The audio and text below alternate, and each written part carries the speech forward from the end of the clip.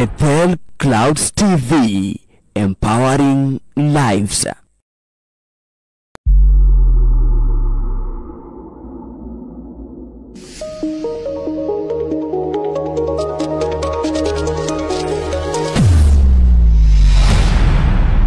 Bethel Clouds TV, empowering lives.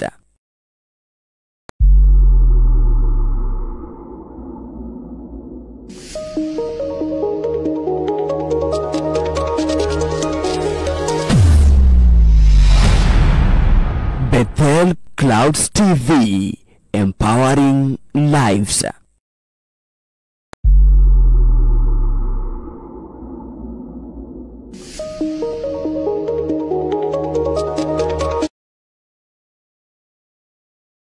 Ukikuta mtu kuzungumzia vibaya, simuko na namba yangu unanipigia immediately, ama unachukua huyo picha na unaniambia huyu amenifanya hivi, ameniongeleza vibaya. Bwana Yesu asifiwe sana. Kuna kazi mimi nafanya hapa kubwa sana. Mkiangalia mtaona kuna watu wengi hawako kwa hii kanisa. Nimefukuza. Halo? Nimefanya nini? Nimefukuza. Kwa sababu sitaki watoto wa kambo hapa. Nataka watoto wangu. Watoto ambao wanajua baba yao. Haleluya. Watoto wako na tabia kama ya nani? Ya baba yao. Hapa wakora sitakubalia. Nitafukuza. Sasa hata kesho ukute huyu mama hayuko, asiende kukudanganya kule ati nilifikiria kutoka. Hapana, nilifukuza. Na hapa mimi sina kubebeleza, because we must live the way God wants us to live. Mambo ya kubebelezana, enda kwingine kule kwa kubebelezwa. Me am given instruction by God, na ile instruction amenipatia, hiyo ndio inafuatwa.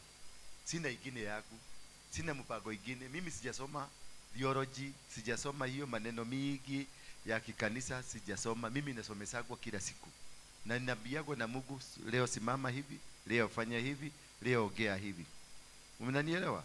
So na nikiona haufanyi venye Mungu wangu ameniambia, wewe ni adui ya Mungu ya nani? Na Mungu ananiambia mtu ambaye ni adui yako ni adui ya nani? Venye Mungu anaweza kukufanya hata mimi niko na right ya kufa? Yes. Utoikare uria Ngai arenda, ti uria murenda. Nimurajigwa. Tukae venye Mungu anataka, sio vile unataka. Na hapa experience sitaki. Na hapa kuonekana tu wewe uko amana, hapa hakuna mtu wa maana kuliko yule mwingine. We are all equal in the sight of God. We are all the children of God. Love is paramount. Unasikia? Love is what? Paramount. There is no mtu wa kilasi dogo na kilasi kubwa. Either ako na chawa ama kuguni. Hizo kuguni ni za Mungu na hizo chawa ni za nani? Kula kwa malishoni ya baba. Neguo. We tondu ni uriaga mburi ti kura kwekorogwo yuragetwo. Do you feel painful to eat something that was killed? Urarakara mundu na ngongoni niki? Na ngongoni ni kuria iraria mugunda-ini wa ithe. Muti uragia kiuria ta kiu simple. Because ngongoni is an animal, ama is an animal or insect? Yeah? It's a parasite. Is it alive? It is alive. If it is alive, it is eating from what? What you normally eat. Hello? Wewe unakulaga, unachinja pusi, unakula samaki, unakula hizi vitu zote. Si ni vitu zimeuliwa ndio wewe ukule. Mbona hizi hazikuui? Zinataka ku take a share of their portion. Wewe unataka kuziua kwa nini? They are just taking a share. Alido kuokata kameka nini? Adie kukoki. Uramuria ke. That then you take that, kwa sababu huyu mama ako na gogoni. Sasa you take that as a ground to reject someone. You take that as a ground to hate someone. You take that as a ground to have a level. Ati sasa mimi ni wa klasi hii na huyu ni wa klasi. Sisemi watu wakuwe na gogoni.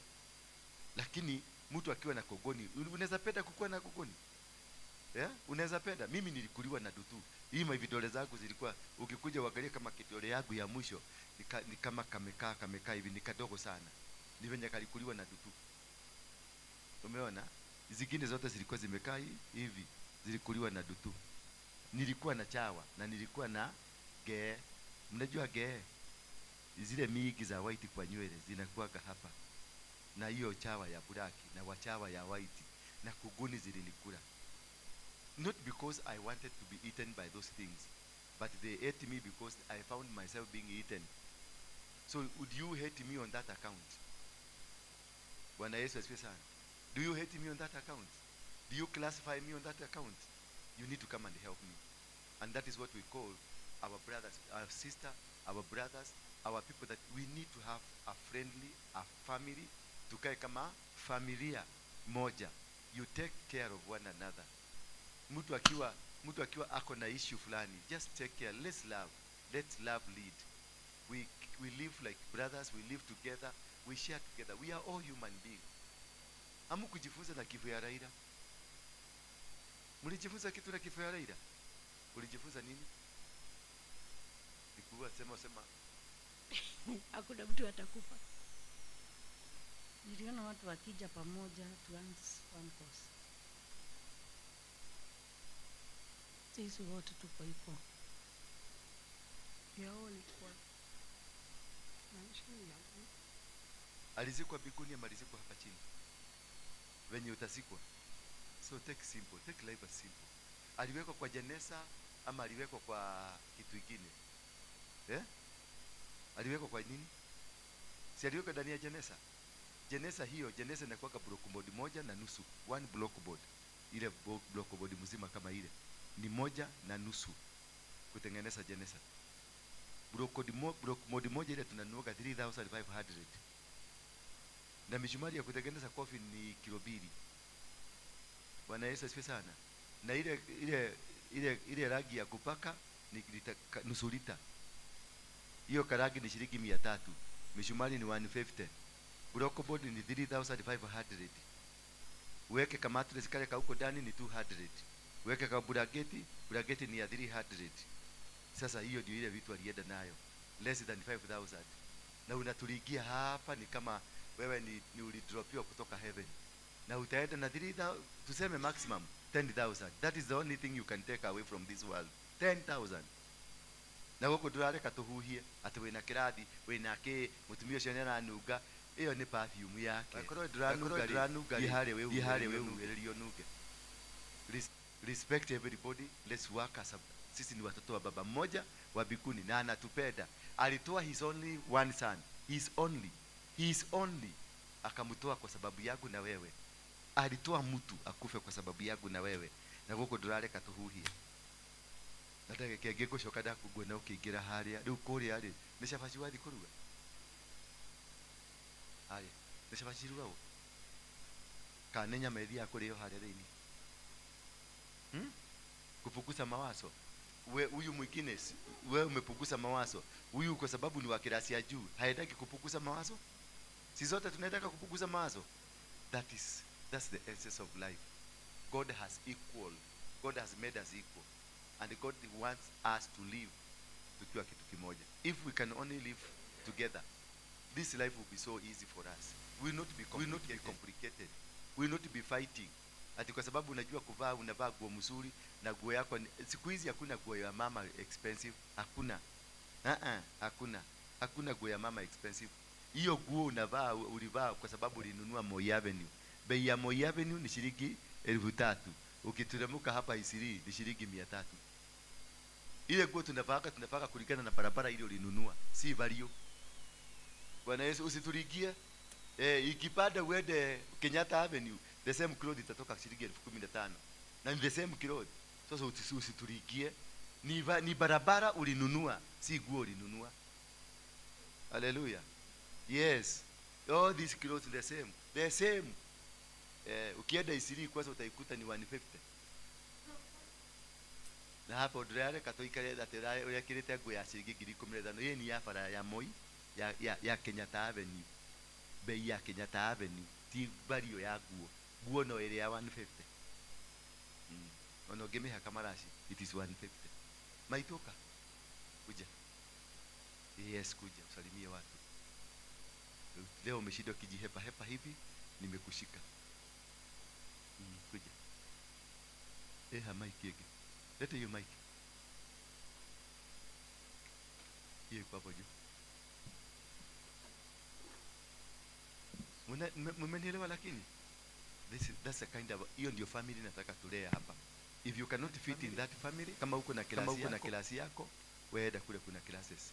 NPC kuna class, wapi kwingine kuna class? Sita mwiko na class. Wapi kwingine? Nairobi Chapel. Ya watu hao. Sisi ni watu hapa chini, watu wa Yesu. Jesi ya David. Sisi ni Jesi ya nani? Na Jesi ya David si ilifanya David ashinde vita. Ya watu magaragari kama sisi. Wacha wale wajua kila charity. Kila dikanyuke na hapo. Kaidia tu. Hello. Nipungie tu mkono tafadhali. Nitawasalimia na Kikuyu. Tondu ngiremo Gikuyu. Njitagwo Gathoni wa Gitonga. Kuma kuria Nyandarua, Ndaragwa. Ndecira njukite haha ringi na twana twakwa hihi kuri andu manyonire. No muthi ndoiga njuke thome na inyue kuogo njukire o mathaa macio mangi. Na njukire tondu ni wendo munene Ngai anjikirire wa family no ya nyumba eno itongoretio ni ndungata ya Ngai. Tondu ni kuri kindu Ngai atumire nyone thiini wa ndungata ya Ngai ona tutacemanitie nake na maitho. Na ngeigua ni ngwenda ona thie kumukuhiriria nigetha undu ucio Ngai atuma nyone. No ria hihi nani ingikorwo naguo tucie. Undu ucio githe ndukire mwega. Ndimwire Ngai amuhete mundu wa magegania haha. Na mwaga kumuhuthira ihinda riri muramuona. Nĩ kũrĩ hĩndĩ mũkamwĩrira kũmuona na mũmwage. Na tigo kuo arakua. Nĩ tondũ nao andũ arĩa magakorwo nake magakorwo marĩ kĩ? Marĩ aingĩ. Rĩu ndiumĩte o Nyahururu kana Nyandarua. Ona thĩ yothe nĩ ĩgoka kũmwetha. Na nĩkĩo ndamwĩra nĩ kũrĩ hĩndĩ mũkamwetha na mũtiĩke atĩa. Kuoguo mũmũhũthĩre wega. Ihinda rĩrĩ mwĩna kĩ? Mwinake. Negenaga nĩ Ngai tondu andu arendete amarutaga kuraihu, arutanaga nao kuraihu. Ndungata ya Ngai irutanite na Ngai kuraihu tondu Ngai ari na mubango wa ihinda rĩrĩ. Tondu twi mahinda ma marigĩrĩrio na korwo we ndurona wenda gwĩtĩkia wĩtĩkie na waremwo uikare. Na nikio rona andu matirwararwara. Mundu arathio na ageka atia? Agakua githe tiguo. Ona Raila ona twaheo ng'ano nyingi githe ndakorapseire ogwake. Kana ng'ano nĩ ciũke uma nĩ ũrĩkũ? Turonire kairitu turendete muno na kore karatugegirie gagwitwo Batibayo nĩguo. Emuturonire karathire o ũguo. Ona gatinarera twana twako. Ithe gatiatiga nginya mwana wa mĩaka 2 tondu twi mahinda make. Na mahinda maya ma kurigĩrĩria ndimwĩre ati wĩra ũrĩa Ngai ahete ndungata yake ti wĩra mũnini. Na nĩrutĩte na ũguo noguo ngũkaga kũmũmenyithia. Tondu kwahoteka mũtiũĩ. Kwahoteka muonaga mũthuri haha. No mũtiũĩ nĩ ũyũ. Mũngĩmenya mwakena. Kĩheo kĩrĩa Ngai ĩkĩte atĩa? Ucio nĩguo ũhoro wa ma. Ndamwĩra twi mahinda ma marigĩrĩrio. Na ndĩmwĩre atĩ wĩra ũrĩa arutĩte nĩ arutĩte 3 quarter. Inyuĩ no mwage kuona. Na ndarutĩte bũrũri ũyũ wanyu. Wĩra ũrĩa we ahetwo nĩ Ngai. Ndarutĩte bũrũri ũyũ wanyu. Arutĩte thĩ yothe. Na arĩa mamuonaga nginya mtandao-inĩ githe mationete ũguo. Tikurota ndirarota. Na ndirabogotha. No ndoka gukwira ũmũthĩ tondu nĩ ndĩrenda ũkorwo ũrutĩte kĩndũ kuma harĩ kĩ? Harĩ we. Na no ndĩrenda ũmũkue. Koguo nĩ ndĩrenda gũkũhe wĩra. Nĩ ndĩrenda gũkũhe mũrigo. Ũmũkue we. Na meciria maku na ngoro yaku nĩgetha ũmũhoyagĩre. Tondu wĩra ũrĩa araruta wĩna thũ nyingĩ. Na we nĩwe kũmũhanda nigetha arekie kuote wikite atia etigarete nigetha Ngai arogamie bururi witu na arogamie nginya thĩ ĩno itu tondu ona thĩ yothe no itu niko utari we urari uguo ndiraria niko we utari thĩinĩ wa thĩ yothe niho utari koguo ni wega tumenye ni atia Ngai arenda tigaga kuona uru rimwe ndĩroragira atumia tondu ni ndoraga nyamu ciake muno mitambo yake ndĩmĩroraga muno ni arageria atumia muno no korwo mutumia wamenya we wiki wakena ndika ni moe muteithia ne kuga atia ni turanyita na andu aitu korwo wamenya muteithia ne kuga ki ne kuga atia no muhote kumuteithia na tondu ha ne njoyo na aria mariraga na kigima kiri oho ri nigetha mundu agakabwo githe mutiko mukaba kana matire ho nie nde mutumia wa ndigwa na ndietaga wa ndigwa tondu ni ndi muthuri tondu Ngai ugaga niwe muthuri wa atumia ndigwa no ni ndugetukanie ti ukorwo na mundu urera ngurira cumbi haria ucoke wite wa ndigwa hau Ngai ndari no ni Ngai amenye kuna na mutumia ucio ni wa ndigwa ni arenda bia ya kumanya hururu ukako to nginya horere ciana thimu Ngai ucio ndamwira he bia ni ekaga atia ni aheaga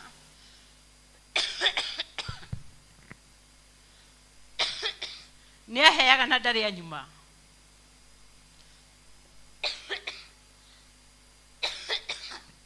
gwenda twerute maundu maria tugwika mahinda maya manini matigarite maitu tondu ti maingi nimo megwika atia megutuhonokia nimo megutukinyia thamaki-ini wao wa Ngai ni turanyitana andu aitu niona nditindaga ngira mwathani andu muno mwathani agocwo ona nditindaga ngiruta uira ona we ingiguthaitha tigana na uira ni waki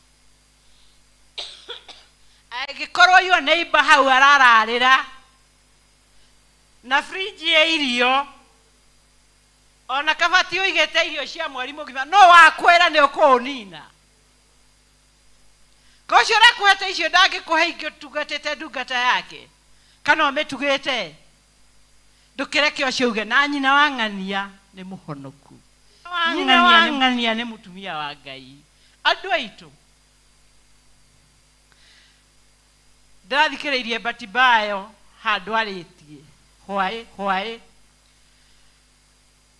akari uhoro wa nguo na ni aratumire nginya nie haria ndirariri ona ni ndiraririre ni gukajukite guku gucera o thiku imwe no ni ndiraririre ndirauga atiriri ui tondu aroragia atiriri nguo icio turitie kabati igiona wekiriro rita rimwe gikunogia githe tiguo na no ukona ndwetereire gwikia no he mundu ungi meona igwe ni eka atia ndireka mathabu maria megwakwa tondu ona ariria kiaria nginya uhoro wa thama indo iria tuthamaga nacio na tutinathi tutiathie gucihuthira tiruga Jehova thengio tondu gutire mundu utari no rutani araruta uri ungi na tubatio kurutana koguo ni ngwenda gukumwira atiriri munyitirire ndungata yao ya Ngai ndandumite wira no Ngai ni ona ni batie kuga atia Ngai atumanaga wira na agatumana andu akuruta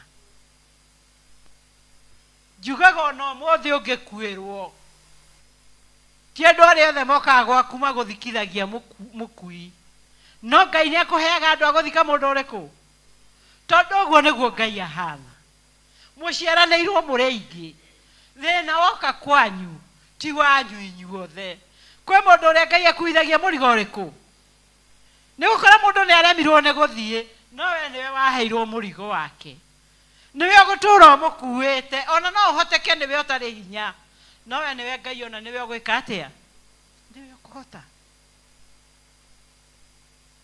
niĩ ndikwenda kwaria mũno no nĩ ngenaga nĩ Ngai tondũ maũndũ make mothe ekaga na mĩbango. Ngai nĩ wa irĩkanĩro. Ngai witũ nĩ wa kĩ? Nĩ wa irĩkanĩro. Mahinda maya tũrĩ nĩ irĩkanĩro iraruta kĩ? Wanyona na dread tigana nacio. Njuĩrĩ nĩ covenant ya Ngai na mũndũ, na njuĩrĩ nĩ covenant ya mũndũ na Ngai thĩinĩ wa ibuku rĩa Ngai. Tondũ Hana nĩ gũthaitha arathaitha Ngai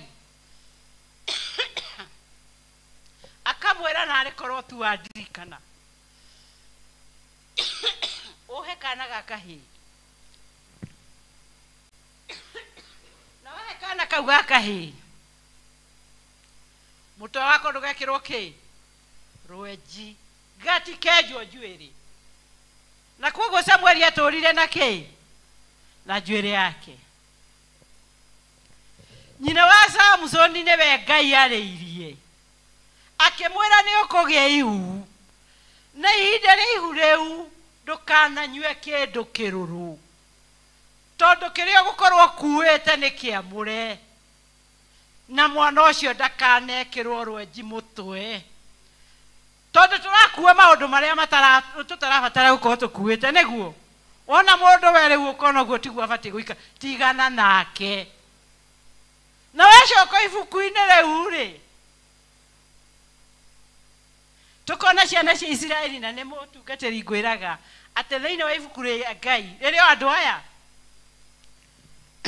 rĩrĩ Mũfilisti na Mũisiraeli. Mũfilisti ndaruaga, no Mũisiraeli nĩ ekaga atĩa? Nĩ aruaga. Na koguo rĩrĩa Ngai aroraga kana rĩrĩa Filisti maroraga monaga atĩrĩrĩ, andũ aya nĩ ũndũ wa covenant ĩno yao na Ngai ya kũrua rĩ, nĩ marĩ makĩrĩko na Ngai. Kĩati andũ aya rĩ, andũ arĩa marutaga magongona ao rĩ, matibatiĩ kwenjwo njuĩrĩ ngũrũtũ, na matibatiĩ kwenjwo nderu. Na koguo nĩ wega kwaria ũrĩa kũrĩ tondũ nĩ ibuku rĩa Ngai. Na koguo Mũfilisti aikaraga kĩhingo-inĩ etereire Aisiraeli either makiuma marakana ũrĩa gũrĩko magetererwo harĩa matingĩkĩra kĩhingo. Mangĩkorwo matarĩ aingĩ makenjwo nderu, ndangĩingĩra itũũra atarĩ mũmeru nderu tondũ nĩ mũtha. Ũguo nĩguo mbuku ya Ngai yugĩte. Ndungata ya Ngai ngwĩre tondũ ndiũĩ kana nĩ ũĩ. Ngai ya indo ithatũ itakuaga harĩ mũndũ, ona watwarwo mocarĩ. Indo icio ithatũ ũngĩthiĩ ũmũthĩ ũyũ ũtwarwo mocarĩ wenjetwo ũguo, ũkĩrutwo kũu ũgakorwo na njuĩrĩ. Ũngĩthiĩ mocarĩ ũrengete ndwara, ũkĩrutwo kũu ũgakorwo na ndwara. Ũndũrũme ndũkuaga, ona atwarwo mocarĩ ndũkuaga. Ndĩrauga ũguo na ndari ũguo tondũ ndĩrona atĩrĩrĩ, nĩ andũ agima ndĩrahe ũhoro. Mũndũ ũrĩa ũkwenda kũnyita anyite. Nĩ tũranyitana? Na ndiũĩ ndeto icio cioima kũ, no Ngai atũmaga uge kĩũndũ ena gĩtũmi gĩakĩo.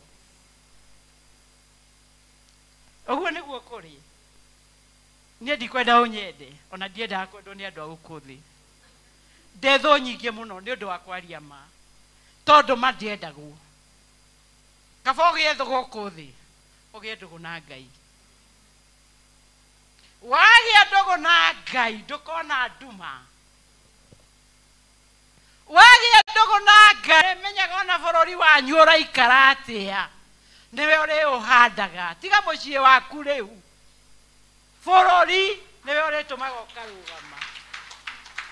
Na nĩkĩo ndamwĩra mũthuri ũyũ wĩra ũrĩa naguo nĩ mũnene, nĩ ũndũ wake kũgĩa ndũgũ na Ngai atũmĩte maũndũ maingĩ mũno mahorere.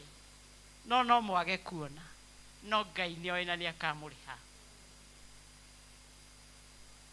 Bũrũri ũyũ muona ũhorerete ũguo ahũthĩrĩte indo ciake nyingĩ mũno na Ngai nĩ oĩ na nĩ akamũrĩha.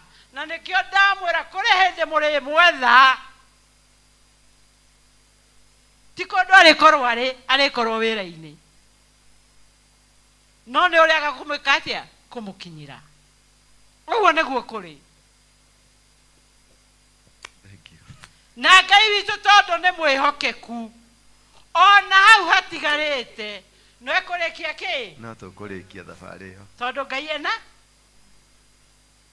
nĩngũgwĩtĩra gĩthomo. Ngai amũrathime. Asante. Ndaigua wĩna ũhoro. Nyamũ ĩno tũrabanga conference nĩ yarĩ? 29 ũgakorwo kũ? This month. Wĩna kaũndũ ĩna engagement? Tutaongea. Haya. Thank you. Nĩ warĩkia? Ndĩrenda kwĩra atumia kaũndũ kamwe. Nyonaga ndungata ya Ngai ĩna thĩna mũno na atumia. Na rĩu nĩ ndĩracokeria Ngai ngatho tondũ nĩ mwĩtĩkĩrĩte gũikara ũrĩa rĩu arateithio nĩ Ngai mũikare. Ũcio nĩguo ũhoro wa ma. Mwĩtĩkĩra gũikara ũguo Ngai arenda mũikare. Ona inyuĩ nĩ mũkũrathimwo. Ici ti cia gwĩkĩra. Nĩ njuĩrĩ yakwa. Na ndiamĩkĩrire tene niĩ ndũrĩte na pamu mĩaka yakwa yothe. Tũrĩte taya.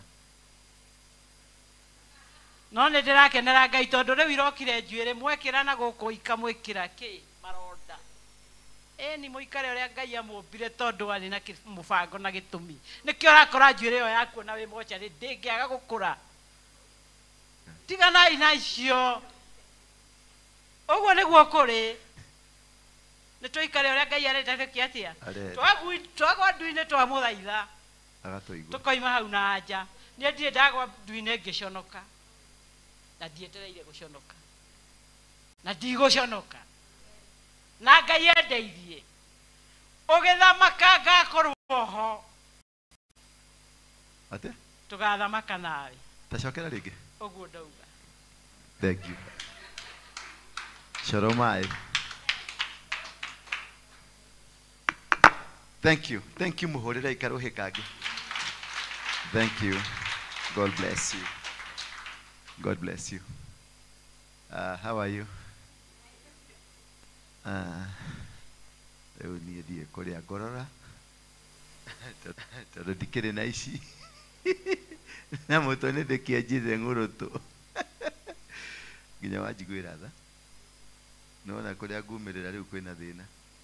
Ngai nĩ ekũndeithia nĩ ikũmera. Nĩ kũrehe kaũndũ cirekwo cikamera. Ithe tiguo nĩ ikũmera.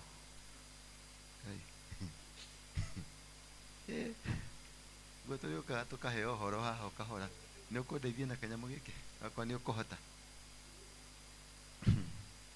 Thank you. I want us to look at the covenant.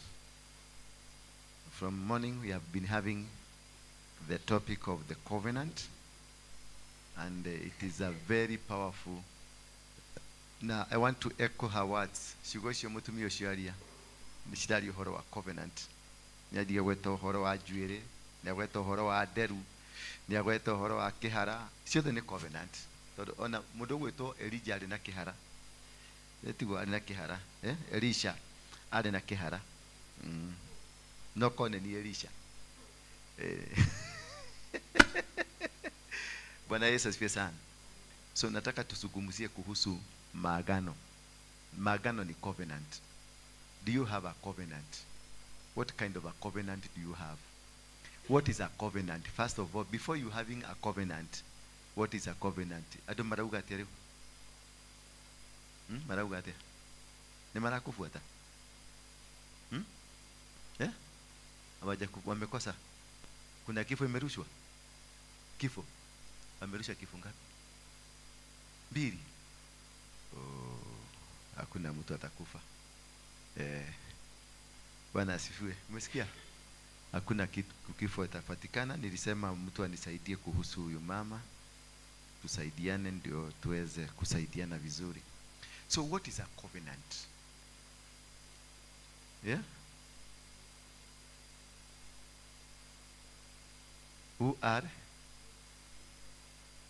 Who have been suffered before. So, okay. And somebody else with the meaning of covenant? Yeah? It's an agreement between two or three people. An agreement between two or more people. Two or more people. What's a covenant? It's a binding agreement. A binding agreement. What's a covenant? Agreement. Yes. A covenant is a sacred agreement.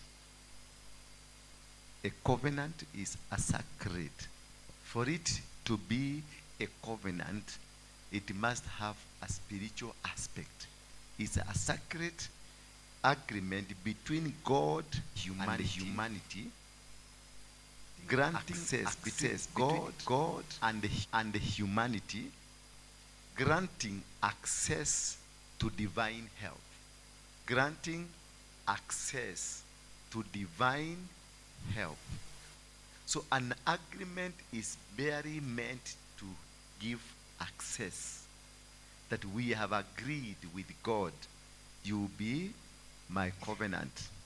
We do a covenant with God, thus getting an access from God to help you.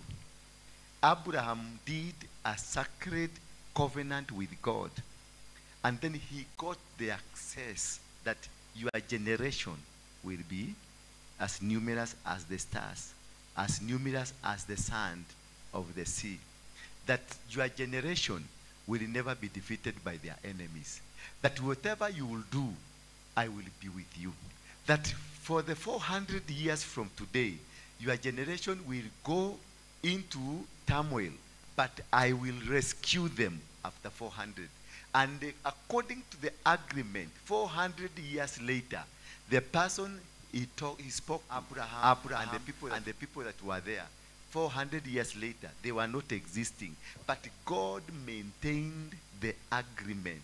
God maintained the system that even if this man is not here, I have an agreement, a binding agreement that will have to be fulfilled.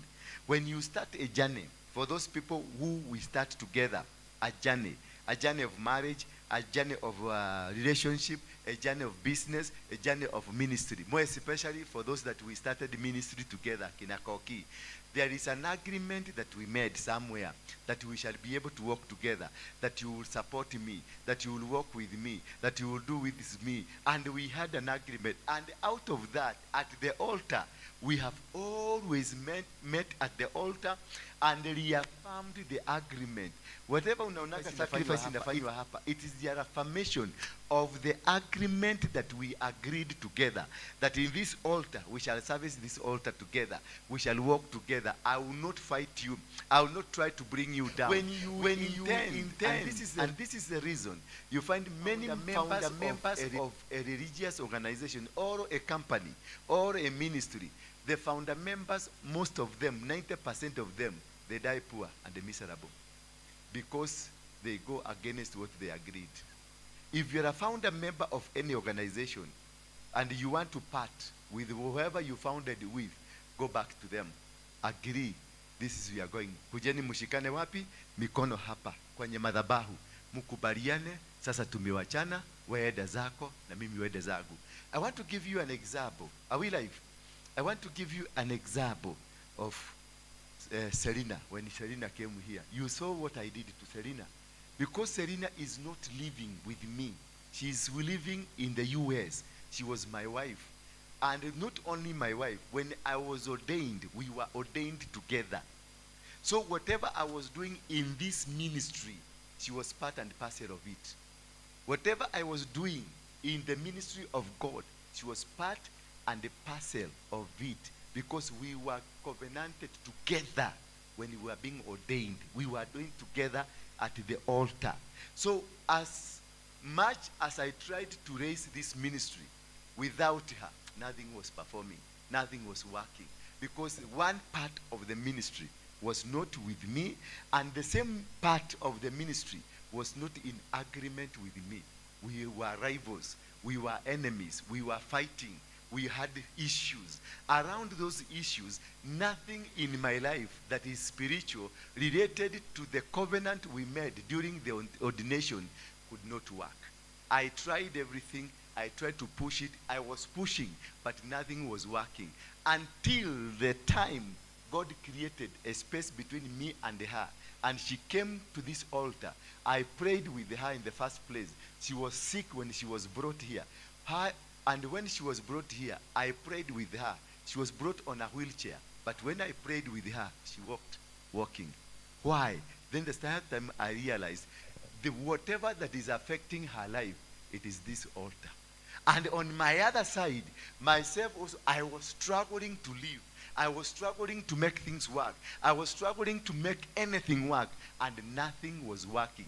Because one part is held, and another part is held. Nothing can work. Because the agreement we made with her is not fulfilled. So whatever that I will try to do, it cannot work because she's not there. And whatever she's trying to do in the US cannot work because I'm not there. I am affecting her life, and she's affecting my life. As much as I think I'm so super, I'm so special, I'm so arrogant, I'm so big, she is holding me because there is a spiritual agreement between me and her at the altar when we were ordained by Harrison Nganga. Until the time she came, when I prayed for her, she became healed immediately. She went back to America. And by the time she reaches in America, she was fully healed. And the doctor asked her, what did you do? She was going through a cancer, something to do with the cancer. And when she went back to the doctors, they asked her, what did you do? Asked why? Because cancer cells are not seen. They have gone. Praise be the name of God. After that, I lost my mother. She came to attend for the burial. When she came for the burial, she agreed to come to church. When she was here, I picked her. We came here. So what I did to her, I told her, nimekufugua. Na yeye nikamwambia nifugue. So that wherever she can go, she will go. She will be able to serve and independent. Because we were ordained here. We were connected here. We were connected on this altar.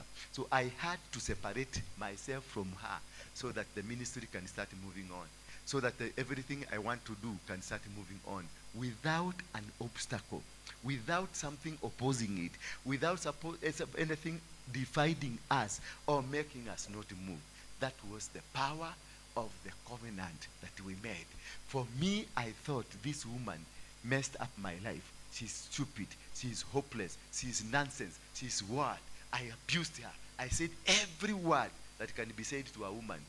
But little did I know, as much as I abuse her, I will need her at some point. She will need me at some point. There in America, she did everything. She abused me. Said every word against me. But she didn't know one day she will come at this altar. Then we will release each other. So once we release each other, she's okay now. She went back. She's planning to open her church.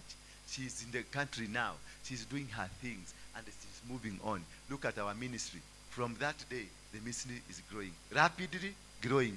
And the criminals and the quacks that were in the church here, God has removed them because they were the representation of that system that was against me.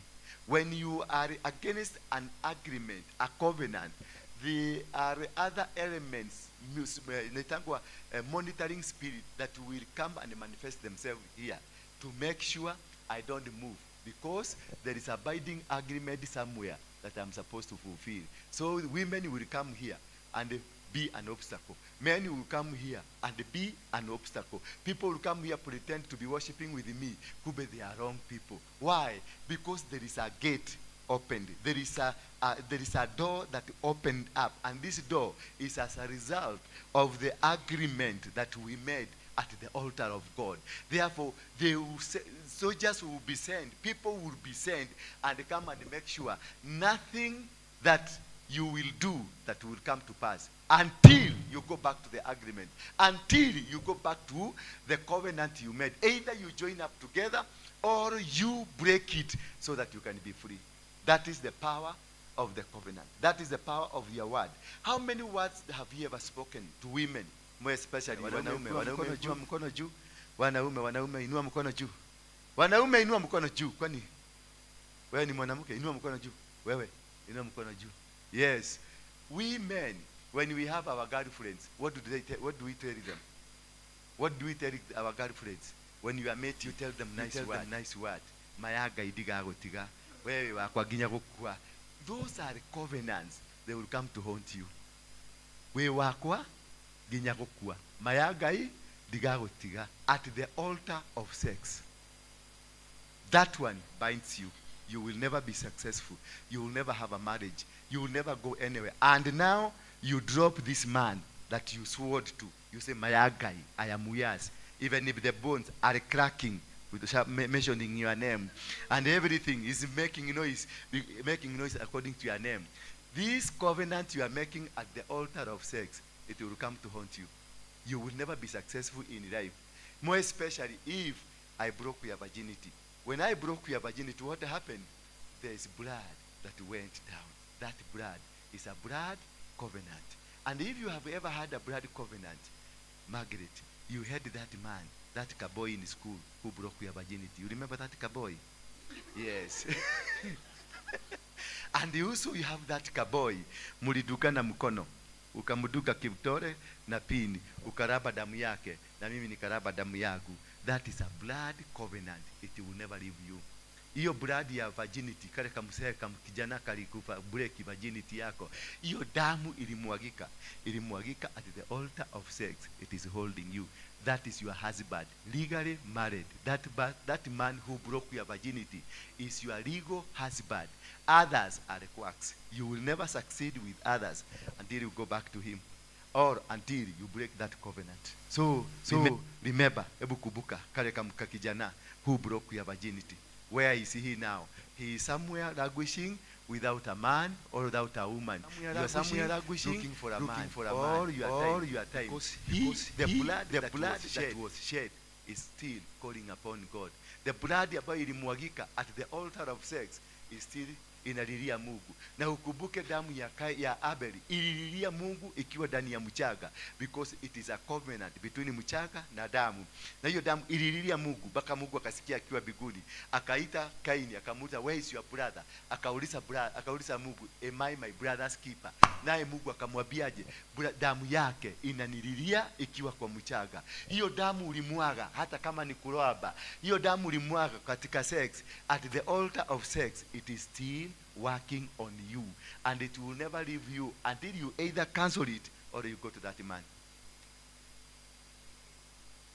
And that is where marriages have failed to work, because those days of our mother and our father, they used to take a virgin woman, they marry a virgin woman, and that is why covenants between those akina mama na baba ziliishi mpaka saa hizi zimeishi, kwa sababu msichana mwiletu wao yako kadirage agatwaro na agakaguriwa akamenyekana kweli kuna uyo ndari ekwatia ndari acamania na mundurume nigetha akoyo ni mundurume ucio magathi magaita thakame na kuri andu mathi ya kuitness thakame ni yaiteka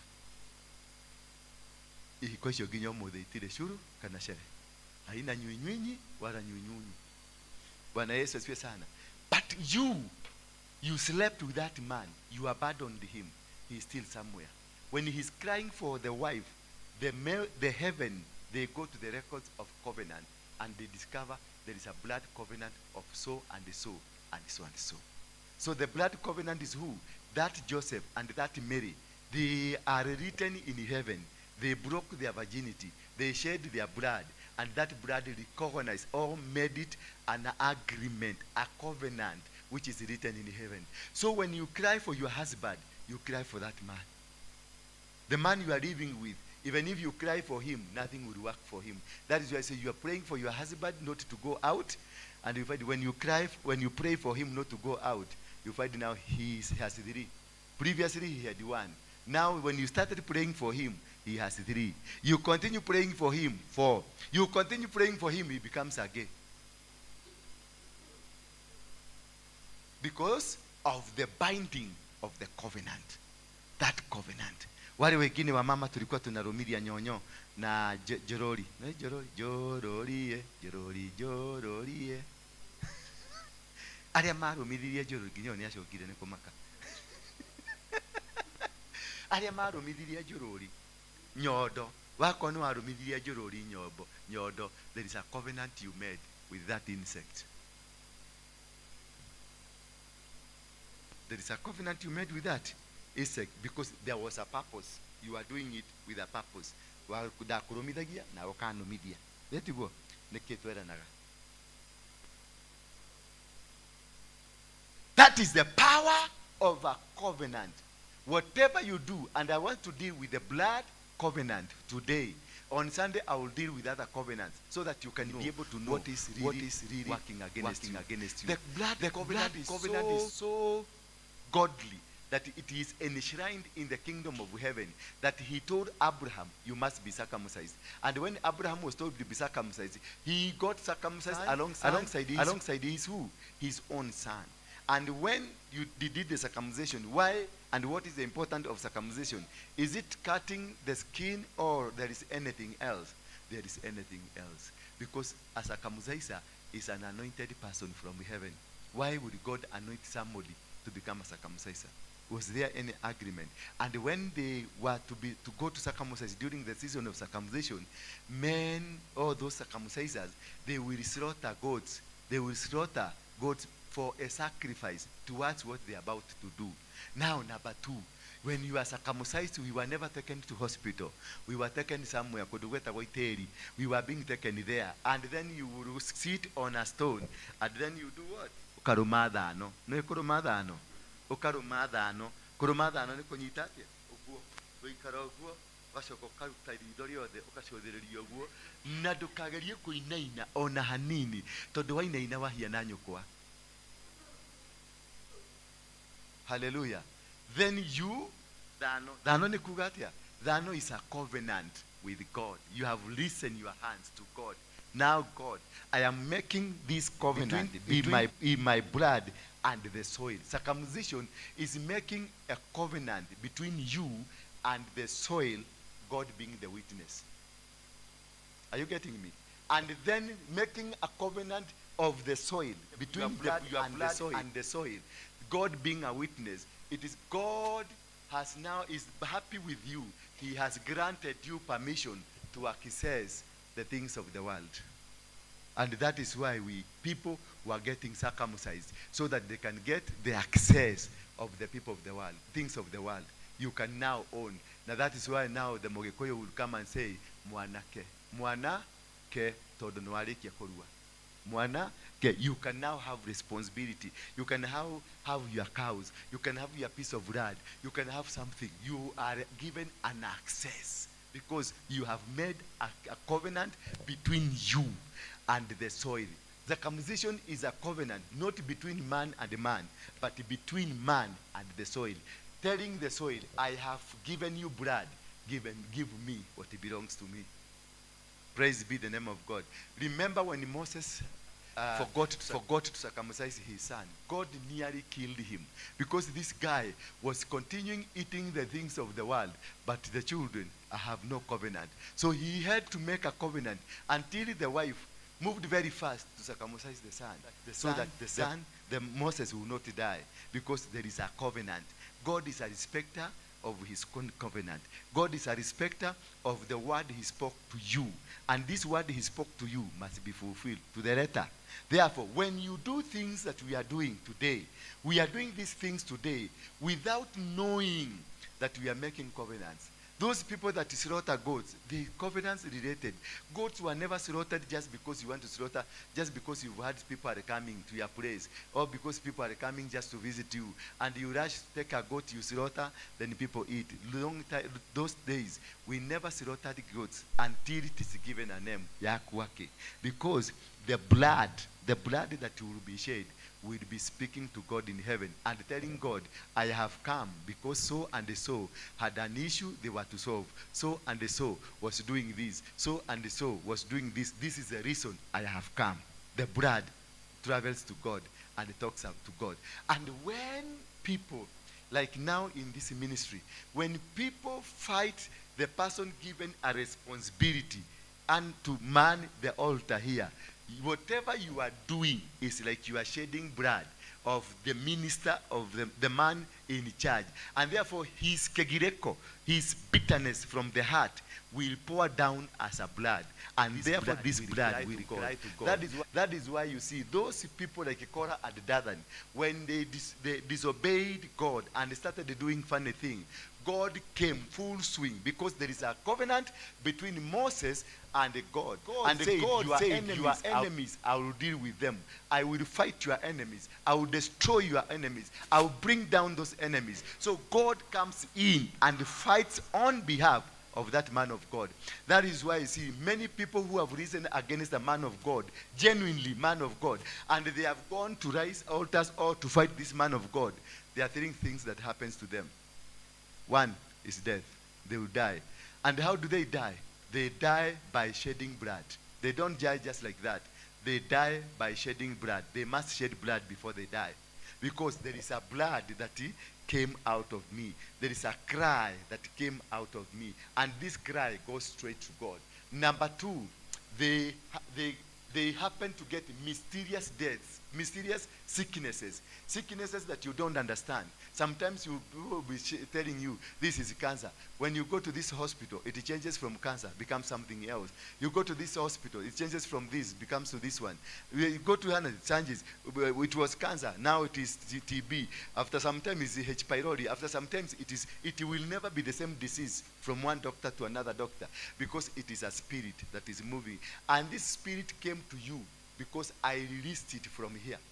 Once you grieve me, once you fight me, what I do, I will lie down here and tell God, these people, they came to this church, they were sick. These people, they came to this church because they wanted help. These people, they came to this church because they wanted this, and they wanted this. Now, I will prosecute my case to him, because it is God who told me, pray for her when she came. It is God who gave me that authority, because I don't have power to heal, but God has power to heal. So he donates this power to me to speak for your healing. Like he told Ezekiel, can these dry bones be alive again?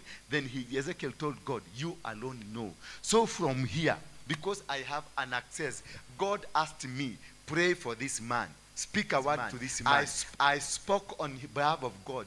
I will go, when you start fighting me, I will go back to God and prosecute my case to God and tell God, this woman came here, she was sick, you told me to speak a word for her. She got healed. She was weak when she came here. Now that she is healed, she is fighting me. Oh God, look upon that case. Look upon this thing. Because me, I cannot fight this woman. Me, I cannot fight this man. Me, I cannot fight this. So I surrender my case to God, because it is God who instructed me to pray for you.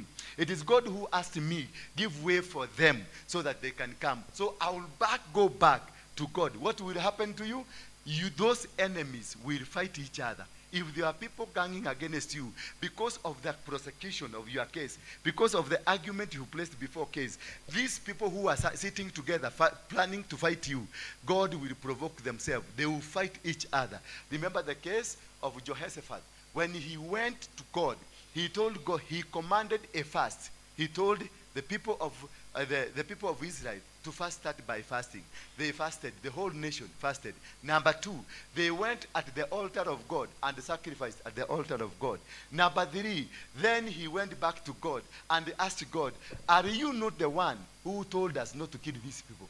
Are you not the one who told us do not touch them? Are you not the one, the friend of Abraham, who did this and this and this? Then so because of prosecution, God came because he remembered, I stopped these people from killing these people. I stopped these people from fighting these people. I stopped these people from doing this. Therefore, me as God, I will go and remove myself and tell these people and kill these people on behalf of my people. Praise be the name of God. That is why you see, you are ever told, do not touch the anointed. Do not point at that man who God has used to walk with you. If I have ever walked with you, if I have ever prayed for you, if you have ever sat down and listened to me and fed you the spiritual food, then you are subject to the authority that I'm carrying. And the authority that I'm carrying, I don't come fighting you. I go back to God who gave me that authority. Because when you came here, this word I'm speaking now, it is not me who is speaking. God is using my body to speak. God is using my mouth to speak. So he has taken the legal standard. He has taken the legal position in my body. He is using my body. Me and him agreeing. And he has commanded me, I want to use your body. I want to use your mouth. I want to speak, to use your spirit. I want to use your energy to speak to my people. So there is an agreement that if these people comes to fight me, God will fight them. Because of what I did. Because of you coming together in this church. Now you didn't know mother. Now you know mother. After knowing mother, you plan to fight me. My God will come and fight you. My God will come and bring you down. And this number 3 physical challenge that will happen to you. Most of the people who fight, men of God, they are on wheelchairs. They have physical problem. They have physical challenges. And what happens to them? Their firstborns or their children, or whatever that happens with them, they find they will have a challenge with their firstborns. They will die. Or the lastborns, they will die. Or their children will have an issue with their life. And that, therefore, if you are healed here, you came to this church, and you had a medical problem that God used me to speak to you to be healed, that medical problem will come to you 7 times or go to your generation and destroy your generation because of an argument that I presented before the court of law. The court of who? The court of heaven. Therefore, be worried and be mindful when you speak against a person that has a covenant with God.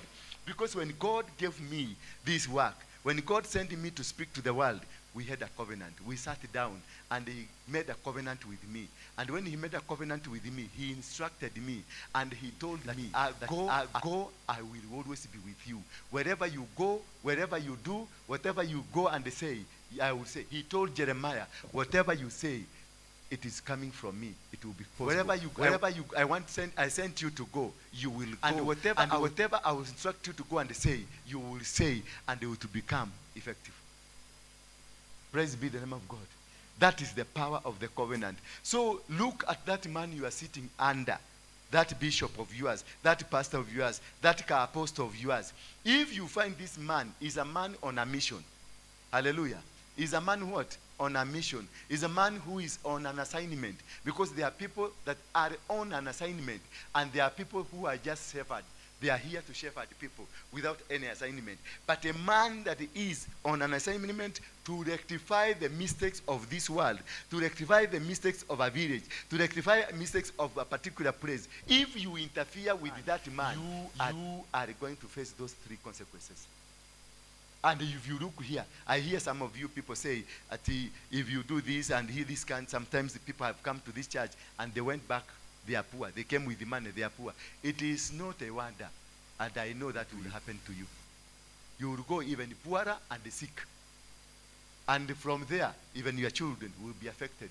And from there, even what you do will never grow. Any business you do, itaguka, itaeda. Why? Because there is a spirit you tried to fight. There is a power you tried to fight. There is a job you tried to stop. There is an access that you entered where you are not supposed to enter.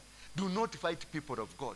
Do not come to this church and then you find an usher there. You start fighting that usher. You don't know whether this usher has a covenant with God. Do not come fighting people, praise and worship people. You don't know what the agreement they have with their God. Maybe they have a covenant. They were sent here with a covenant. They came here with a covenant. But you are called, I am here an apostle. I did not choose myself. I didn't even want to preach. But God covenanted me and brought here. And the word I speak here, because he told me, you will never speak your word. I will always be speaking the word from him.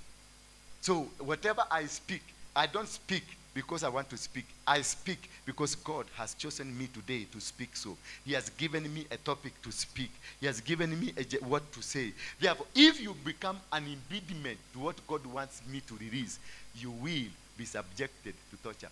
The way the Moabites and those people in the book of those who are planning to come and fight King Jehoshaphat, there were three mighty nations, but these three mighty nations was vanquished, was cleared, and nobody cleared them. Them themselves, they started fighting each other until when Jehoshaphat was told to go, he went to go and collect gold and collect things that they were left behind by those people. They all killed themselves. I think the last man killed himself. And that is the dangerous thing when you try to backbite, to fight this man of God. When you start fighting this person because you don't know what kind of a covenant I have with God, what kind of a covenant I made with God. That covenant will dictate your life. That covenant will bless you. That covenant will curse you. That covenant will destroy you. That covenant will rise you up. If you stick with me, that is what God told Moses. He told Moses, because Moses went to God to ask God, what will I tell these people? Will they even listen to me? Then God asked him, what are you holding in the hand? Because God wanted to show Moses, I have a covenant with you. Wherever you go, whatever you have, will change to anything you want, because I have an agreement with you. I will walk with you. I'll do everything with you. I will make you successful. I'll make you win battles. I'll make you conquer everything, because I am with you. I have a relationship with you. And this you are doing, it is not because of you. It is because of 400 years ago, I had an agreement. And why? Before the 400 years, or after the 400 years, Isaac was taken to the mountain. And when he was about to be killed, a goat appeared from heaven. And when the goat was killed, a covenant was entered between Abraham and God. Therefore, God promised that your enemies, the enemies of your generation, will never be able to defeat your generation. Anybody against you will be defeated. And whatever you want to do, it will come to pass. Wherever you go, no matter what situation it is, it will happen. Isaac, when he grew up, there was no food. The land that they were living in Gerar, Isaac decided to go to Egypt to look for food. But as he was going, God stopped him and told him, go back to Gerar. I'm going to make you rich there. I'm going to make you plant food there. I'm going to make you do something there. Remember, God did not do this because of Isaac. He did it because he had an agreement. He had a covenant with Abraham that your generation will never be defeated. I will defend you wherever you'll go.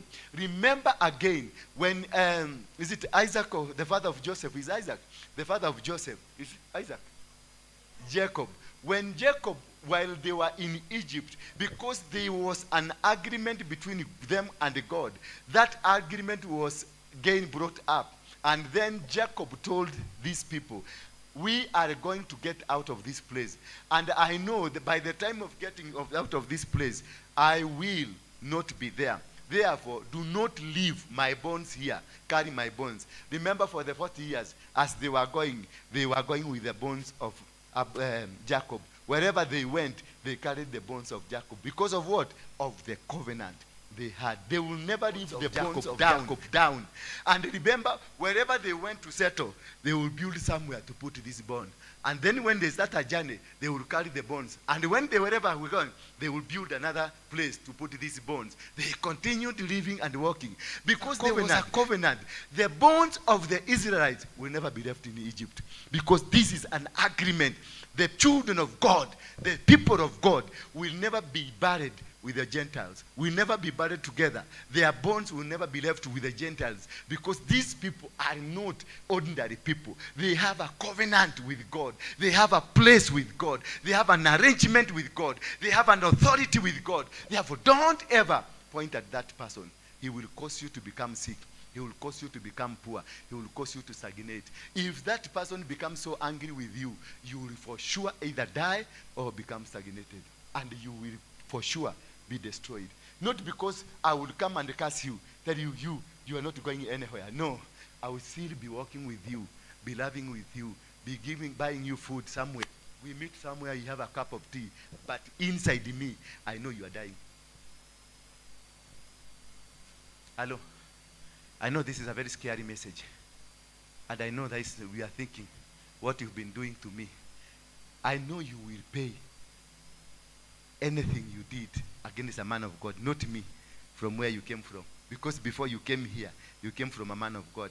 And you said that man of God hata ajielewi, hata ana nini, hata ana mafuta. Ni kama ni wewe unachoteaga watu mafuta, ni kama ni wewe unakuaga na geji ya kupima mafuta. That man of God you abused, that man of God you left there na madharau, lazima utarudi kwake uende make peace na yeye. You will never see peace in your life, you will never be successful. Leave alone me. Sasa na mimi ukuje ile gini umeninenea yako na ile mwingine ulinenea huyo mwingine na huyo mwingine, you must go back to them and make peace. Otherwise the covenant that man has will haunt you. That is the power of the covenant.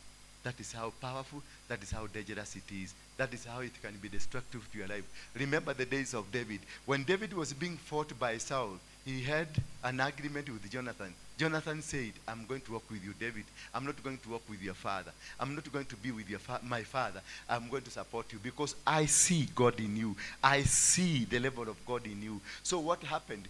When they went on, Jonathan also died. The father also died. When David became the king, he called upon the old men and asked where to go and look for somebody that belongs to Jonathan, because they had an agreement. Because Jonathan and David, they had a covenant, and they agreed, we will live together. I will help you. I will stand with you. No matter the situation, I'll with you. Because of that covenant, a man of God, David, sent people to go and look for somebody in the house of Jonathan. And then they found this Mephibosheth,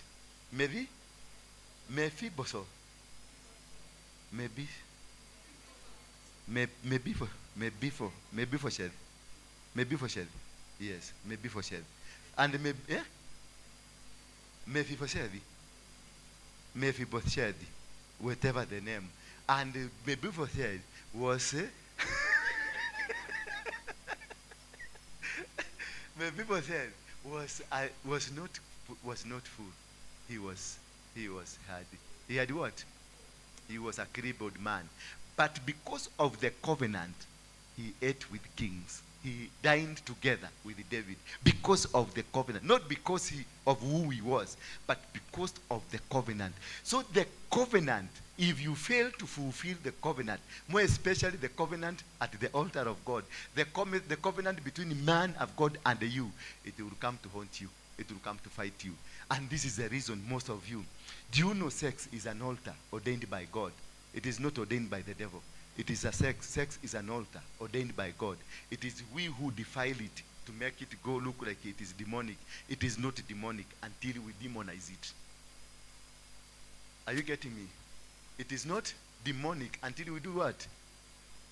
We demonize it. That is why that's why most all things that we do pertaining to sex, it is sacred. And it is done in a sacred way. Praise be the name of God. Hallelujah. And therefore when it is broken, you need to go and make peace with that person you broke it. If you are not in good terms, if you are not in agreement, you need to go and talk to that person. Because when we had the intercourse, when we met together, there are two things that happen. The body and the body touch each other. Then there is a spiritual aspect. And number three, there is the body, no, the fluid aspect. There is a fluid that comes from your body to somebody's body. That fluid is a covenant. It is like the blood, because the sperm from a man, it is life. The orgasm from the woman, it is life. And that is blood. This blood comes together and forms a covenant. Now the spirit of the man and the spirit of the woman meets together. They start working on you. They start dealing with you. Now you will not ever go anywhere. You will never not be successful in life. Life will be fighting you. Wherever you go, there will be challenges. You go to America, there will be challenges. You go anywhere, there will be challenges, because there is a spirit following you. Maybe I slept with you and you have demonic spirit. The spirit will keep following me because we agreed and we spoke. And then what happened? I smooched you.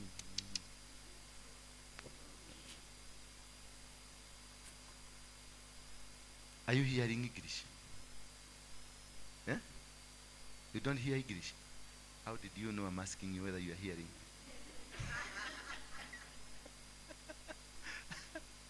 Praise be the name.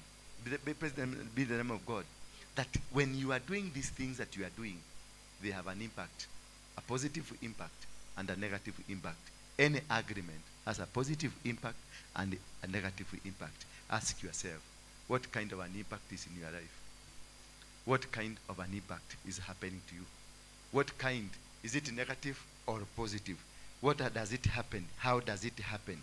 Making a covenant a source of enduring strength and what? And power. How covenant provide power? How does they provide power? A covenant. How does a covenant provide power? Or how does it make power come to become a covenant, that this covenant we made becomes power? This covenant that we make and becomes power, this is how they become powerful. They give access to divine help. They give access to your heart. They give access to your spirit.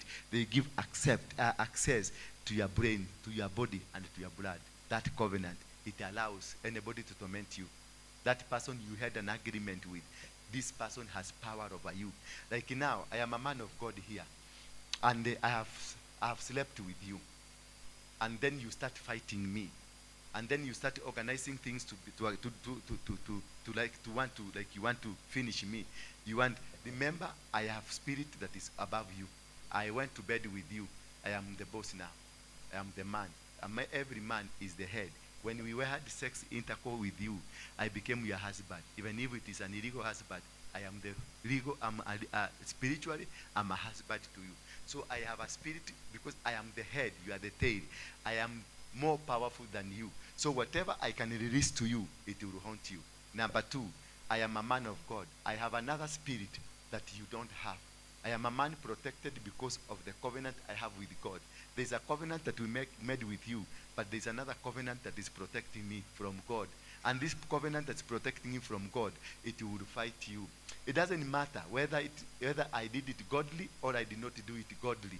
God will not look at it, what I did wrong. He will look at his anointing, his covenant first. Then he will call me to his office to ask me, why did you do that? He will not fight me in front of you. He will not fight me in front of anybody. He will call me to the office and ask me what to do. But before he calls me to the office, he will finish you first, because you tried to kill what is inside me. So I have two forces that are stronger than you. I will eventually defeat you. I will eventually bring you down. I will eventually destroy your life completely. And you will pay. That's why you see so many people, they are fighting generational curses, generational problems, because of spiritual mistakes that were made by their parents, spiritual mistakes that were made by the people who belonged to their people. Remember in the book of Hosea, chapter number 9, chapter number 9, verse number 9 and 10, the Bible says, I will remember the iniquities of their parents. Because of you, what you are doing today, I will remember. God remembers the iniquities of their parents. Their parents are not there. They died long time ago. They are the one who messed up. If you provoke something, God will be forced to remember an iniquity that was done by your grandmother, that was done by your grandfather, and he will invoke judgment to you because of that iniquity. Now you can see how dangerous it is. And nenda pale usalimie ule watchman urudi ukuje. Yule watchman. Amuka uende kule. Sasa nafuga, macho amefuga, mdomo amepagunwa yote. Mahisi zinaigia sikitabea na hako karibu na choo. Sasa ukanimagine ni hizi gani zinaigia kwa mdomo yake.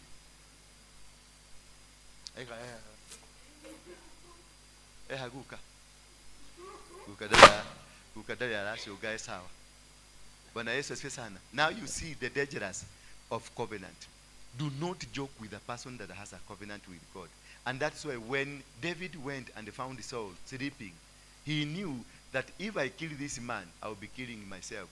Because when he was ordained by Samuel, the spirit of God from Saul came out of Saul, went to David. So the literal spirit, the 25% spirit, was left with Saul. So whatever that was in David was the same thing that was in Saul. That is why David could not kill Saul. Because killing Saul, it is killing yourself. Because what is in this man is the same that I have to wait until he is emptied. Because when I am a king here, I am the king of this house. I am the king of my family. I still, even if nitatolewa spirit, bado kutabaki kadogo kakuendelea nikisukuma, kakiendelea kakitolewako kidogo until the person who is supposed to inherit me akue kuchukua spirit yote.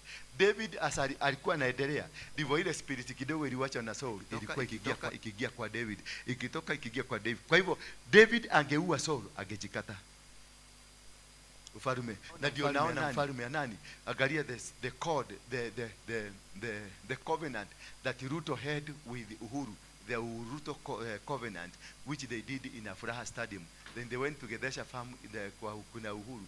They did an agreement and they prayed together and they agreed together. Yagu 10, yako 10. Uhuru tried to sabotage. Yagu 10, yako 10. God refused and gave it to Ruto. Because there is a covenant, and this covenant they raised it before God, and God had it, and God indicated yake 10, ya huyu ingine 10. No matter what Uhuru tried to do, it could not work because there is a covenant that God has to respect. God is a respecter of every covenant that he has made with you. When I go to the mountain, when we went to Mount Kenya, we were there to make covenants. It is the covenants we are making with God, that now we are moving from this dimension, we are going to this dimension, we need to walk with you. Then he agreed, akanyesha mvua, kuagree, kuweka signature ya kwapa, I have agreed, I'm going to walk with you to the next dimension. Anybody try here to fight, anybody rise against it, no matter where you come from, inukia hiyo, there is a covenant in heaven that is written. Number 2, when we went there for the second time, there was no rain, but there was a star that appeared during the day, and the sun appeared during the day. And as we walked to the mountain, as we drove to the mountain, there was a moon, a crescent of the moon and a star. And the crescent of the moon and the star is a covenant. This covenant, that is the what that led Jesus, the people who are looking for Jesus. And when Jesus was taken to Egypt, this is a star that led these people to go to Egypt. So the star is a covenant, and the crescent of the moon is also a covenant. And again, when we were doing the sacrifice, for those who looked at the heavens, there was a star and a sun, a star that was visible, which is not normal, because a covenant was being made that time. And because we were not doing a water sacrifice, we were doing a fire sacrifice. That because we know we lit the fire to liakisha makando, there will no rain could not come because it was a covenant of fire. So what we did there the second time was the covenant of the fire. The first time, the covenant of water. The first time I went alone, it was a covenant of the soil. So look and see the kind of a person you are trying to fight. I have covenant. The soil is backing me. The waters are backing me. And the fire is backing me. Then now, God is here backing me. Fight me. Fight me. Hallelujah. Fight me. I will not even lay a finger on you, but you will face the wrath of God. The same people that we went together to the mountain, you are also protected. You are under the same covenant. It is covering you. Nobody will be able to fight you. And whoever goes against it, it will kill her or kill him. Hallelujah. Just wait and see. When the people, when Korah and Dathan, they were coming, they refused to go according to the covenant that God had with Moses. What happened to them? God himself came.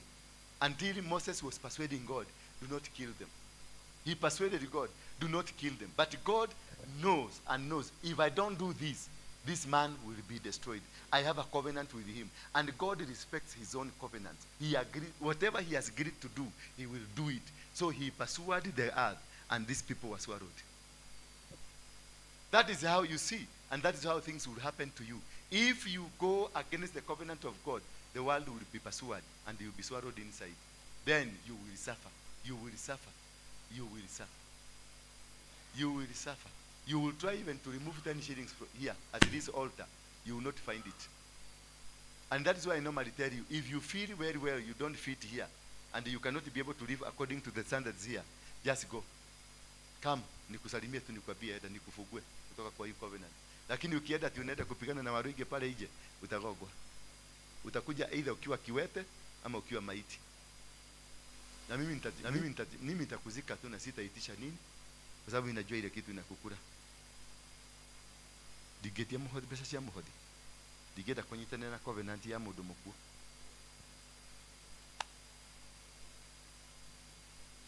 Kamwamaka. Kamwamaka. Ni mwamaka? Okay. Ugo niguo kuri.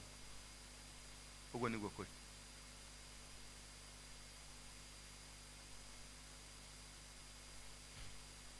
Mudu wa Ngai. Ndona ni wamaka. Coka harĩa coka magomano-inĩ ma njĩra. Rĩu mũkiuga haha atĩ ndarutaga ciringi 100 na rĩu ndihotaga kũruta. Niĩ ndiagwĩtĩtie mbeca. I don't ask you for money. I don't ask for money in this church. I ask you to give sacrifices here at the altar. You sacrifice at what? If you are giving me money 100,000 and now the 100,000 is not coming, you are doing the wrong thing. That is why the money has been stopped. You give money to God. You give money to what? You give your sacrifices to God, not to Dora. Yes, Dora is here as a man of God, and I can receive money anywhere. Even you come to my office, I will receive money. I will receive your sacrifices. Don't be told by anybody that you can't give money here. There are these crooks are moving around telling people that you sympathie utukana pesa office. You atari koma na githeri. No akwira ndaingira office ni ndacenjia. No akwira mbeca ici no gucia githitoni kiongona giki thiti ni in charge. Akirio ni guoya. Waikoro yu waguthira no uguthira. Yes. Kama wewe ni wa kuisha utaisha. Na hawa watu sasa hawa wanaogeaga hiyo maneno utawaona, wapatie mwezi moja utawaona venye watafanyika. Bwana Yesu asifiwe sana. Because it is not me, it is God. And I don't speak here what I know. I speak what God is telling me to say. I don't tell you, I don't come and soothe you. Say, oh my dear, oh need this, you need this, oh please, I beg you. I don't beg, I command. I don't beg, I command. And I will command you. As long as you are under my authority, I will command you and tell you, if you don't listen to my command, keep marching. Na Ngai agutinambira gitako okay? No aigwetwo Ngai. Na okwehera ukehera uguo, rekei ndimurie kiuria kimwe. We had Karagi, who was the army commander. Sidio? We had General Murige, who was the army commander. We had Doro, who was the army commander. When they left, was the barrack closed? Is the barrack going on? Do you have another big boss there? Nothing can stop in the whatever that has been started by God. Nobody and nothing. You are going. Nobody will even feel it. You will go because you are parasite. Urare gogoni ya kuogado wale age. Wewe ni oragiragia. Wewe ni wemudu eta the Sadducee and the Pharisee. Ala maruga magamurago ine matiretekeria andu maigire na matiraingira. Mwena besa muko he muthe. Ndari kigethoma. Mwena sadaka. Eh? Muko nayo? Leta. Nimemaliza masomo yangu. Mnaweza kwenda nyumbani. Na umepona. Nitakuopea pakini. Ameshindwa Ngai ratohoera. Wewe, leta hiyo, leta hiyo sadaka. Leta hiyo. Bring it. Yes, bring it. Yes. Whatever you had carried from home you wanted to give me, I know what you want to give me. Bring it. It will serve the same purpose. Okay? Do you hear English? Yeah? Somehow bring it.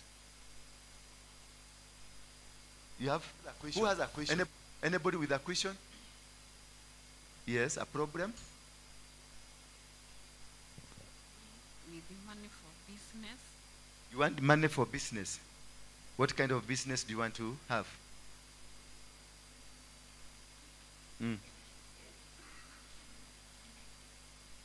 You want to start a small shop? Where do you stay? Where do you stay? Where do you stay? Unaishi wapi?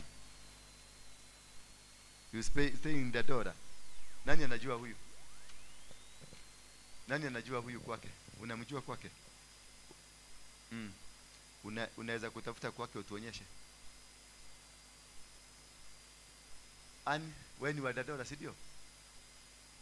Wewe ni wa wapi? Ulihama Dadora? Yeah? Umoja. Ai. Ole urajerire wa Dadora. Onage ile bia. Nani atatusaidia na huyu? I want somebody mwenye atatrace mpaka kwake. Somebody from Dadora.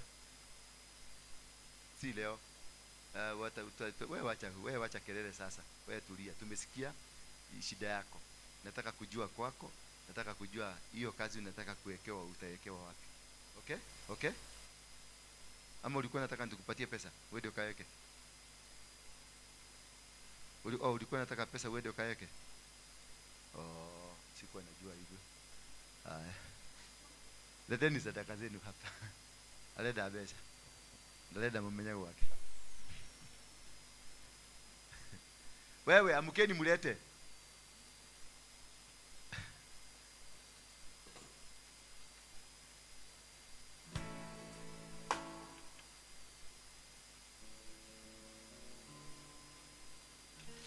Umehubiriwa na ng'ang'a.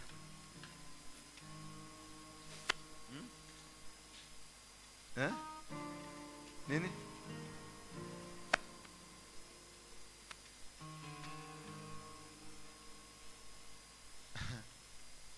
Sawa. Tunawajua tu. Mtu anasoma hapa leo asubuhi, jioni anasoma huko kwingine. Ndio ajase kikapu ijae na roho.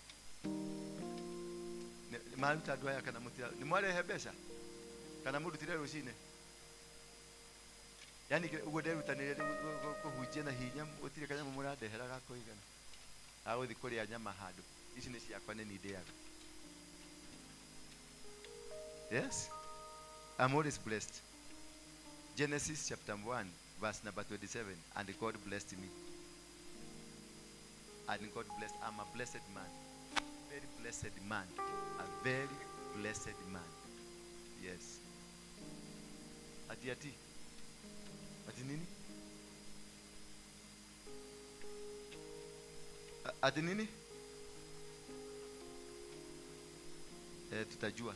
Wewe wacha kelele sasa. Tutajua tu. Kuna mtu nitatuma atakuja kwako kujua. Bwana asifiwe sana. Sasa tusimame kwa miguu yetu.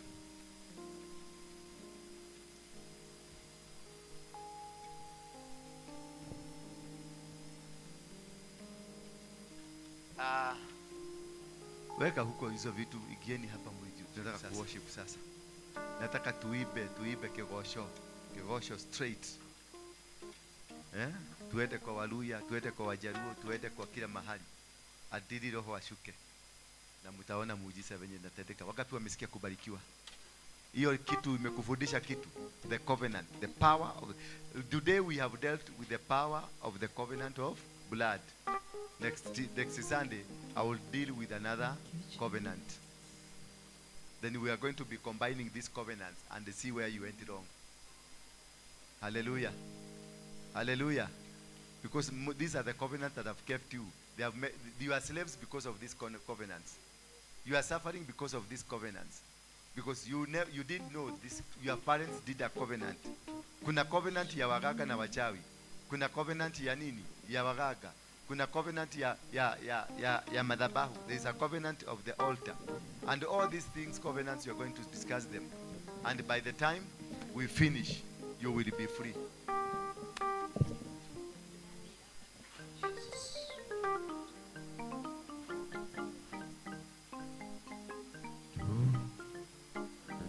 Tujitayarishe sasa. Mkuje karibu, tunataka kugosha. We want to gosha. Baka usikie umegoshwa na kumegoshwa. So ni kigosho. Worship ya kigosho na worship na praise ya kigosho.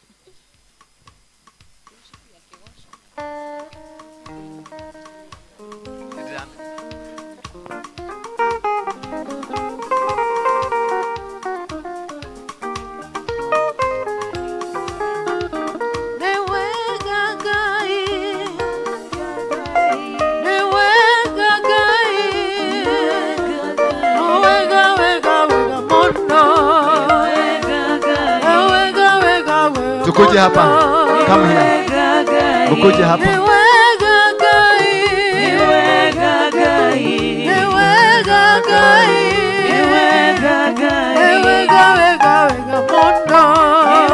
Gaga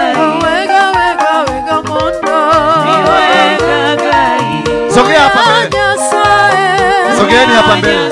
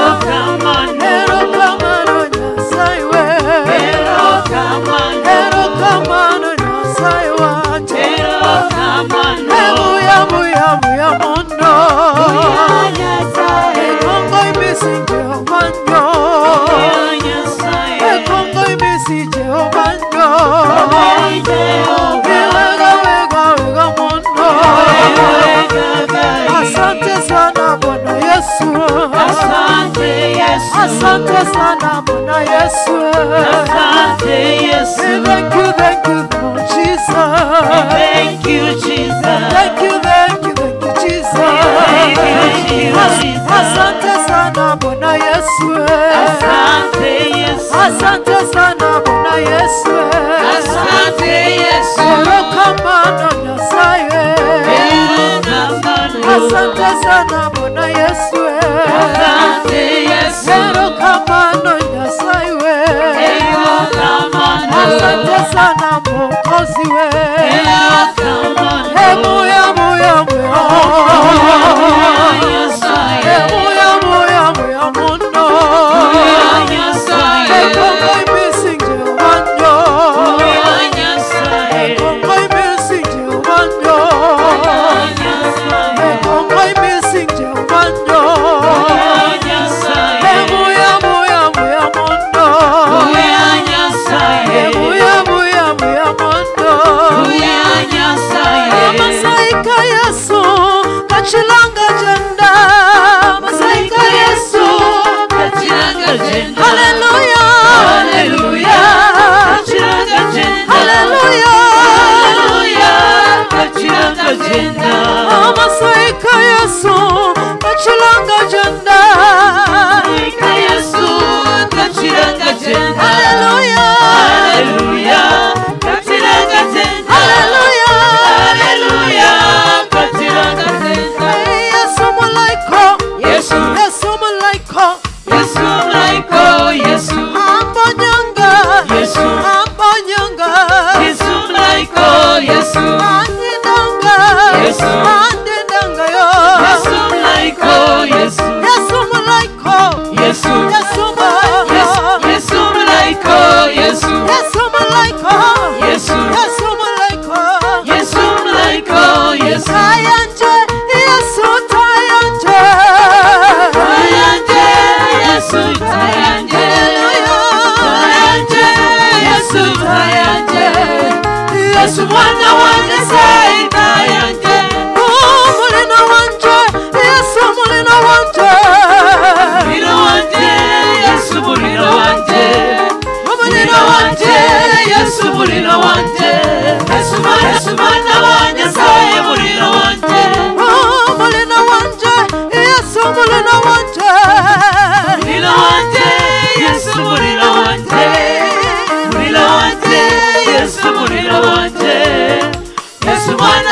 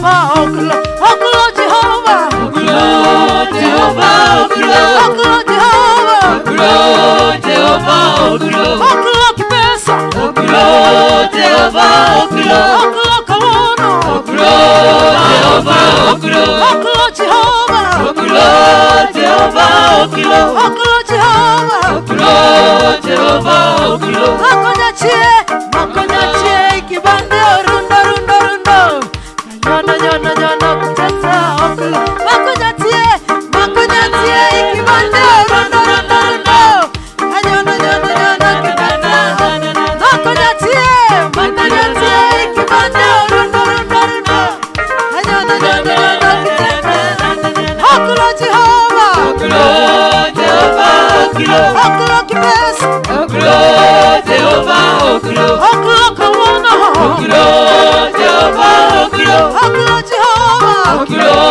Jehovah, oklo, oklo Jehovah, oklo Jehovah, oklo, oklo Jehovah, oklo Jehovah, oklo. Aya twende kwezi we, cheza kama kazi. Ayo, Biblia inasema Yesu alikamata shetani akamweka chini ya miguu yake.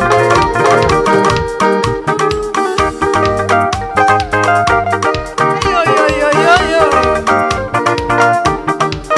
Aya.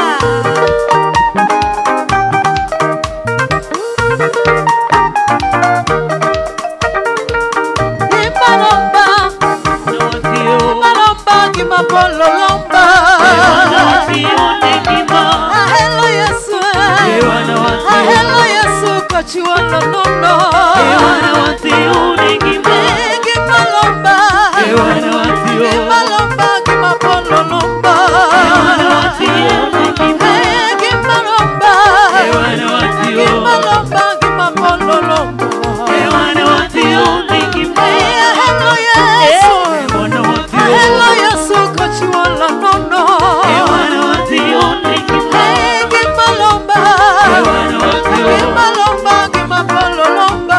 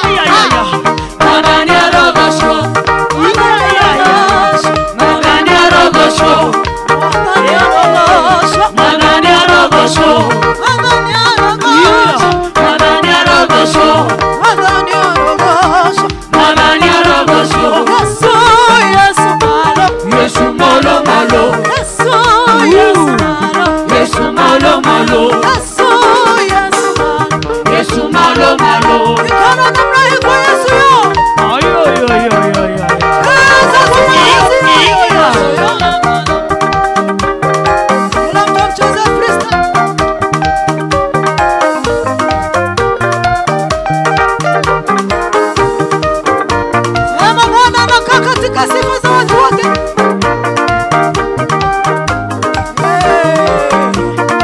Cheza kwa Yesu yo. Cheza, cheza, cheza, cheza, cheza.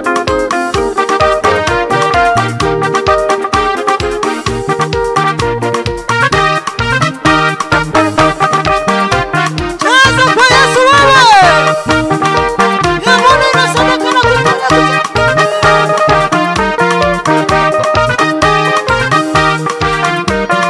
Einagera gai wako. Hallelujah. Einagera gai wako. Einagera gai wako. Atukama komode. Einagera gai wako. Hallelujah. Einagera gai wako. Einagera gai wako. Atukama komode. Kabararia gai wako. Hallelujah. Bararia gai wako. Bararia gai wako. Atukama komode. Einagera gai wako. Hallelujah. Einagera gai wako. Einagera gai wako. Atukama komode. Egoshaga gai wako. Hallelujah. Egoshaga gai wako. Egoshaga gai wako. Atukama komode. Hallelujah, hallelujah, hallelujah. Hallelujah, hallelujah. Hallelujah, hallelujah. Atukama komode. Hallelujah, hallelujah, hallelujah. Hallelujah, hallelujah. Hallelujah, hallelujah. Atukama komode. Gai wakwane washiama. Hallelujah. Gai wakwane washiama. Gai wakwane washiama. Atukama komode. Gai wakwane monene. Hallelujah. Gai wakwane monene. Gai wakwane monene. Atukama komode. Gai wakwane kehoti. Hallelujah. Gai wakwane kehoti. Gai wakwane kehoti. Atukama komode. Gai wakwane washiama. Hallelujah. Gai wakwane washiama. Gai wakwane washiama. Atukama komode. Gai wakwane muigwata. Hallelujah. Gai wakwane moigwada. Gai wakwane moigwada. Atukama komode. Hallelujah, hallelujah, hallelujah. Hallelujah, hallelujah. Hallelujah, hallelujah. Atukama komode. Ndio bararia gai wako. Hallelujah. Bararia gai wako. Bararia gai wako. Atukama komode. Hallelujah, hallelujah.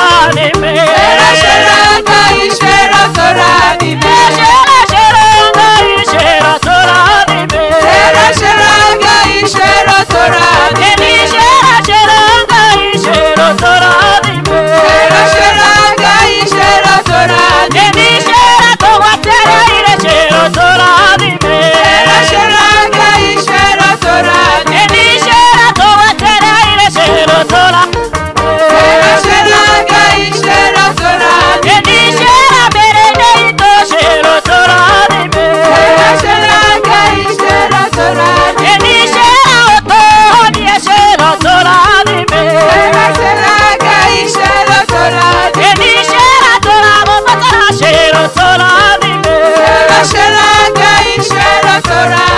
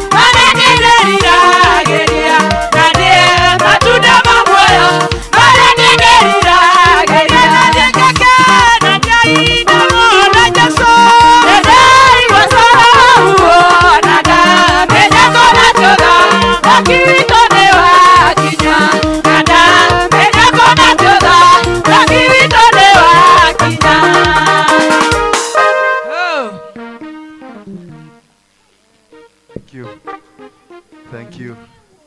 Yes, Holy Spirit now. Holy Spirit. Yes.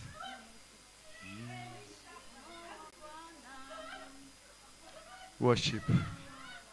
Yes. Ngoja kidogo, ngoja kidogo. Ngoja kidogo. Oh, boy. Ngai kwena lineta my father Ngai aralineta na karivai ne tondu ni Ngai akaside curation of a father ne tondu ni muthamaki munene Ngai kigongona kina ridima ya Jehova Ngai Holy Spirit lineta for ridima Ngai wa Ngai ciothe lineta for redemption ni wega mwathani ne tondu redemption yaku neta na ridima ni lineta no karivai my father kionekane redemption of a king ne tondu we muthamaki munene Ngai niguo Ngai wothingu giki kigongona kia Ngai na gitikwenda guthakirwo ridima Jehova igana mwaki horia cinanaga ridima kigongona ni kia Ngai mutigacoka gugithakira kuma mothe hey Ngai ni akanania mutigacoka guthakira kigongona waweragia muno wena redemption ya baba neta Ngai ni coordination of a father waga coordination of Ngai ni aroka revive kuta ni aroka coordinate over ni ndo wa coordination over Ngai ni mwaki ridima father ni aroka revive na coordinator na todo kwena revive ando mera go maundu ha makarega kuigwa makero matie revive kuta makero matie coordinator makarivive na coordination over maikago coordinator makauga redemption key why redemption na Ngai akauga atiriri nie ndi mwaki ucinanaga no ria utekujigwa no ria utekunjathikira no anoguo kiu kiraudi kia mwaki wa Jehova Ngai kwene me coordinator kwene me revive marega gwathikira uge wa Ngai Jehova rera ndungata ya Ngai ne kaba aigerikira muno ne kaba aigethamakira Jehova Ngai enyihe mawara-ini ma Jehova Ngai ne toba thutha wa kunyia ni aroka kumwana iguru ni aroka